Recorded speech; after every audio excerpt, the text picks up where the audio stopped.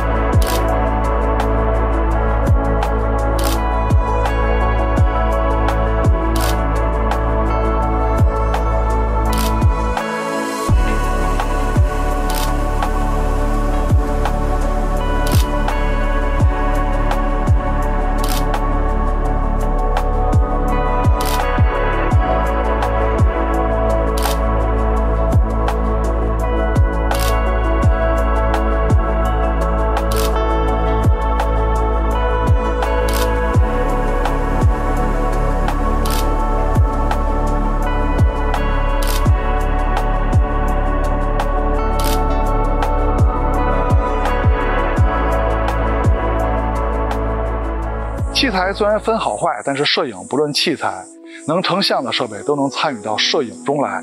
欢迎收看 ZPH， 别忘了点赞和加关注支持我们啊！那下面就看看这两台设备的表现吧。两台手机后摄的主要镜头都列在这儿了。那么华为这边呢，引以为傲的是在长焦镜头，一个镜组里边做了2颗长焦镜头，而 vivo 那边引以为傲的是主摄跟超广角用的是同样大的感光器。华为的拍摄界面上期已经说过了啊，那这期呢就主要说一下现在看到的 3.7 倍和10倍这2颗镜头实际上是坐在同一个长焦镜组里的2颗镜头，但是它现在的10倍呢并不是真正的光学焦段， 3.7 倍是啊，10倍并不是。由于它切换到第2个长焦焦段的时候，它镜组产生的像场已经不能覆盖整个感光器了，它只能用到感光器的中心部分，所以它是硬件的光学变焦加上数码裁切组合而成的一个焦段啊。其实呢，这个就叫数码裁切。数码裁切就是舍去四周的画面，保留并处理中心的画面。你可以这么理解啊，你见过玩传统胶片的人把胶片裁小一圈再塞到相机里边，或者拍完之后再把胶片裁小一圈，然后告诉你这叫光学变焦吗？那肯定不能这么叫啊。vivo 的拍摄界面大家就应该更熟悉了吧，毕竟已经上市一段时间了。那这里说一下啊，现在变焦按钮上显示的1倍、2倍啊，是按照传统手机上的主摄1倍、2倍那么算的，在设置里是可以调的啊。你可以调节成直接显示当前的等效焦段，也可以调成它的主摄就是按照1倍算，也可以调成我这样啊，它的主摄按照其他手机的 1.5 倍算啊，反正挺绕的。这个在设置里你可以自己看自己调。华为这边在升级了系统之后，拍摄界面也有了变化，就是所有的色彩模式都可以点击右上角一次性都调出来啊，不用分2个地方调了。vivo 的拍摄界面也有很多色彩模式可以选择啊。那下面咱们就简单看一下2台手机主要的色彩模式的表现。现在看到的是华为的不同色彩模式之间的成像区别，有些色彩模式之间的差异呢还是非常大的。原色呀、鲜明、明快、自然、胶片、电影、动漫啊，尤其是后3种，对吧？现在是 vivo 的4种大色彩模式的表现啊，当然了，前面的华为还有现在的 vivo 我都没有把黑白的色调加进去啊，其实我个人还是比较喜欢他们的黑白色调的。厂家给用户提供了这么多风格不同的色彩模式呢，就是为了提高大家的拍摄乐趣的。哦，对了，在现在这几种色彩模式下，没有人会讨论哪种更接近人眼、更接近真实吧？下面就开始正式对比两台手机了，他们的系统也都升级到了最新正式版。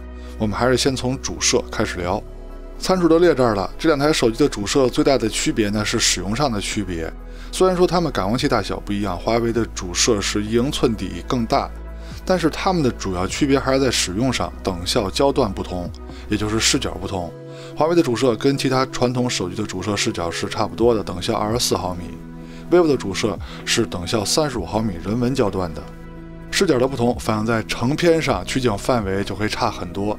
这导致如果两台手机只比主摄的话，那么它们就是两台完全不同的物种，很难放在一起比。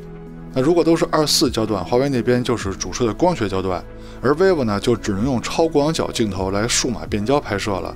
虽然说 vivo 的超广角是非常强劲的，是主摄级的，但是由于有数码变焦的存在呢，在解析力方面肯定是不如华为的。那如果都放到35毫米焦段，华为这边就变成主摄的数码变焦了。虽然说已经开启了2500像素高画质模式，而且华为的主摄也比较强劲，但是在解析力方面依旧无法跟光学焦段的 vivo 比。两台主摄都有5000万像素高清模式，但是这个时候的焦段就不一样了，华为是24毫米 ，vivo 是35毫米。那这个时候只能各看各的啊，各比各的，只能说他们在各自的焦段下解析力都非常不错。但要是说镜组的光学质量，也就是边角画质把控方面呢，华为还是要稍微强一些的。在边角画质把控上呢，两边都是非常优秀的。但是 vivo 的35毫米光学主摄，再加上底更小，它天生就有更好的边角画质把控能力。而华为这边视角更广，感光器也就是底更大，但是它的边角画质把控也是十分优秀的。所以从这点上来说呢，华为这颗主摄的镜组光学质量做的还是非常不错的。再说超广角镜头，参数就列这儿了啊。超广角镜头的对比呢就没有悬念了，大家之前已经看过 vivo 这颗超广角的表现了，相当的强悍。从实拍样片上看，两边的视角是差不太多的，华为的稍微广一点点啊，就一点点。那么在解析力方面啊，这个就没法比了 ，vivo 的强很多，屋檐下边彩绘细节呈现差距是非常大的。而且前面也看到了，华为的超广角已经开启了2500万像素高画质模式，就算这种情况下，也是比不过 vivo1200万像素拿起来就拍的照片啊。像这种自然纹理非常丰富的样片呢，是很容易反映解析力的啊。vivo 的超广角是非常强劲的，而且在这种大光比的环境下，树枝与天空的分界也是 vivo 做的更自然。在高清模式下，华为的超广角是4000万像素 ，vivo 是5000万像素。那么在解析力方面呢，也是没有悬念的，这个跟像素数量是没有关系的，硬件的差距还是比较大的啊。解析力这边是 vivo 的更好。机组的光学质量，也就是边角画质把控方面呢，右上角两边就说差不多吧，其实 vivo 还稍微差一些。那么左上角的表现呢，也是华为的更好 ，vivo 更差啊。但是 vivo 这边感光器非常大 ，1.28分之1英寸，视角非常广，等效14毫米，能有这样的边角画质把控呢，也就知足吧。下面就是重头戏的对比了啊，中长焦的对比。这次华为有一个2合1的长焦镜头，3.7倍的光学焦段，加9.4倍或者说是10倍的数码变焦焦段。而 vivo 呢是有一个3.7倍的2.1像素长焦镜头。有些人以为华为的第二个长焦焦段，因为有机械的镜头切换，所以它就是光学焦段。其实呢，它依然算是数码裁切的数码变焦，因为它第二个光学焦段相场已经不能用到整个感光器了，它只能用到感光器中心的一部分。那么这个时候有人还说，那它是无损的呀，它用的正好是1/4呀。那你见过用胶片拍摄的人把胶片四周裁掉一圈再塞到相机里边，或者拍完之后再把胶片的四周裁下去，只保留中心的一部分，然后告诉你这叫光学变焦吗？或者有人直接带2台感光器大小不一样的数码相机出门，一台全画幅的，一台 APS-C 的，然后他告诉你他这么做叫光学变焦，有这样的吗？对比样片呢，先从2倍焦段开始看，这个2倍呢是传统手机主摄的2倍啊，相当于 vivo 自己的1.5倍，它们的等效焦段呢都是50毫米左右。那么在解析力方面呢 ，vivo 的更强，而且它们的成片颜色风格差别也是比较大的。你们更喜欢哪边的效果呢？喜欢华为的打1，喜欢 vivo 的打2。现在就是真正长焦焦段的对比了，华为这边是3.7倍，vivo 那边呢是2.5倍啊，但是它们的焦段是相同的。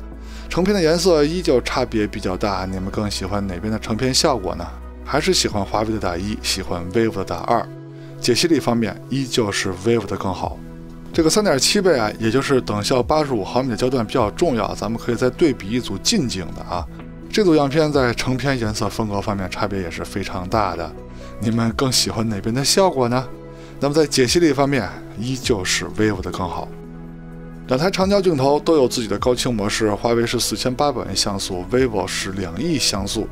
但是这个时候颜色的差别啊，尤其在白平衡方面，这回 vivo 的白平衡就有点偏色了啊，放大看的话也是有点偏蓝。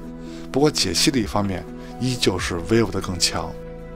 现在就是10倍焦段的对比了，10倍华为这边呢就是那一个长焦镜头里的第2个长焦焦段了，是由数码裁切成分的。vivo 这边呢就是纯的数码变焦，但是解析力方面呢依旧是 vivo 的更好。比如说画面左上角白漆上面的纹理，还有下方蓝漆上面的纹理，这些都是 vivo 的体现更充分。哦，对了，通过这张图呢，可以给大家普及一下什么叫做清晰度，什么叫做细节呈现。你比如说这两边你仔细对比的话，绘画中的人物啊，还有树叶啊，它们的清晰度是一致的啊，都是非常清晰的，这叫清晰度。但是漆面上的细节，比如说小碎纹啊、小裂纹啊，这叫细节呈现。所以清晰度跟细节呈现是不一样的。其实10倍也挺关键的，咱们可以再对比一组。那么这组在解析力方面呢，其实也是 vivo 的稍微强一点点，华为那边的数码处理痕迹呢更重一些。但是到了超长的数码变焦焦段，就是30倍啊，700毫米左右的时候，两边放大看，数码处理的痕迹都是非常重的。虽然说从照片的观感上来说 vivo 的更强，但是也可以说他俩就谁也甭说谁了。再说微距拍摄，这两台手机呢都可以用超广角数码变焦和长焦来拍摄微距。现在看到的就是超广角数码变焦拍摄微距的效果，华为这边的表现是更优秀的。那么长焦拍摄微距呢，相对于超广角拍摄微距呢，在拍摄昆虫、小动物等方面是有优势的，不用离被摄物体那么近啊。而且这两台手机呢，也都可以用10倍数码变焦来拍摄微距，它们的微距效果还是很接近的，微距效果都还不错。再说前摄，先看前摄自拍的对比，用的就是前摄的默认设置，没有调其他的选项。两边前摄自拍的效果都非常不错，就是肤色啊稍微有一点点区别，主要是在亮度方面。华为这边呢看着更亮堂一些， vivo 那边看着更沉稳。你们更喜欢哪边的前摄自拍效果呢？我个人呢更喜欢华为。不过话说我这针眼什么时候能下去啊？现在是前摄录像的表现，这回在肤色方面 vivo 的肤色更好看一些了，看起来更红润一些啊。华为那边稍微有点偏黄。清晰度跟防抖呢都是 vivo 的稍微好一点。再说人像拍摄，用的就是手机人像模式的默认设置，没有调其他的选项。那么第一个场景呢是在阴影中逆光拍摄啊，太阳在我的身后，两边人物肤色呢拍的都非常好看，但是华为的帽子啊拍的有点失误了，就是抠图抠的不是很好。那么换一个场景呢，这回是夕阳直接照在人物脸上，这个环境对拍摄人像来说还是非常残酷的，但是两边的表现反而都是非常优秀的。这回华为的抠图呢也没有什么失误，但是综合起来讲呢，还是 vivo 的人像拍得更好。再说植入扩散度的表现啊，这个环节呢就比较简单了。两台手机无论是主摄和超广角，在默认设置下，就是拿起来就拍的情况下，它们在这种大光比的环境下，主摄跟超广角的表现都是没问题的啊，都挺好。那如果按照机内自带的色彩风格算呢，华为3种大色彩模式原色鲜艳明快啊，无论是主摄和超广角，它们的拍摄效果呢还算接近。而 vivo 的色彩模式中，鲜明跟自然是比较接近的，质感呢会更强调反差，在某些比较难的场景下，质感的暗部细节呢会有些损失。再说夜景的对比，在前面一般的城市夜景测试环境下，两台手机主摄跟超广角的表现都很好。这些场景呢也都是有强光有阴影的测试场景，也是我们精挑细选过的。两台手机无论是主摄还是超广角，它们的亮部跟暗部的细节呈现呢都是挺优秀的。当然你要仔细看呢，肯定还是有区别，但是这些区别呢已经不影响它们的好坏了，表现呢都是非常不错的。但是离开喧嚣来到城市比较暗的环境下，主摄的表现两边还差不多，但是超广角的细节呈现这时候就会出现差距了。那没有办法，由于 vivo 的超广角硬件比较强大啊，所以它超广角夜景细节呈现是很好的。那再看中长焦的对比，先看50毫米的表现，两边差不多。那么 3.7 倍85毫米左右呢，两边还是差不多。就算到了10倍230毫米左右的时候，两边依旧是不分胜负的。来到昏暗场景，先看85毫米 3.7 倍左右的焦段，两边差不多。再看10倍数码变焦230毫米焦段呢，两边依旧差不多呀。来到真正的极暗环境，就要打开夜景模式了。主摄的表现，两边就说细节呈现差不多吧。超广角的表现，这个就没有办法了啊。vivo 的细节呈现强很多啊，由于硬件过于强大。树林小路场景主摄的对比 ，vivo 还特意往后站了一下，让中心景物呢尽量差不多大，但是从图片中你们也能看出来，透视关系是很不一样的，就是近大远小的关系啊。反正主摄的表现呢，细节呈现两边差不多，超广角依旧是没辙啊，没有办法，就是 vivo 的细节呈现强很多。那么最难的场景，祖传神树 Pro 主摄能不能分出胜负呢 ？vivo 我也稍微往后站了一点点啊。其实还是差不多。要细说的话呢 ，vivo 稍微强一点，但这有可能是焦段的优势啊。但是超广角呢，就还是没办法啊，它怎么说都是 vivo 的细节呈现要强很多。录像用的是手机的默认设置，也是最接近社交软件录制的效果。现在是主摄白天手持走路的对比。由于这两台手机主摄的焦段差距还是比较大的，所以就各看各的吧。它们的防抖跟清晰度呢都是挺好的。